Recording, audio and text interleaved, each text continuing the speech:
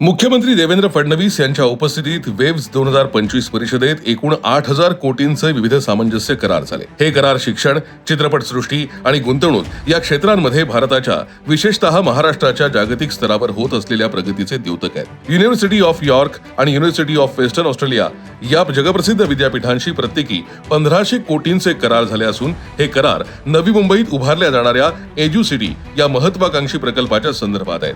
या माध्यमातून परदेशात उच्च शिक्षण घेण्याचं स्वप्न बाळगणाऱ्या विद्यार्थ्यांना देशातच आंतरराष्ट्रीय दर्जाचं शिक्षण मिळणार आहे. या व्यतिरिक्त राज्य सरकारच्या उद्योग विभागामार्फत प्राईम फोकस या नामवंत कंपनीसोबत 3,000 कोटी आणि गोदरेज सोबत 2,000 कोटींचे करार करण्यात आले.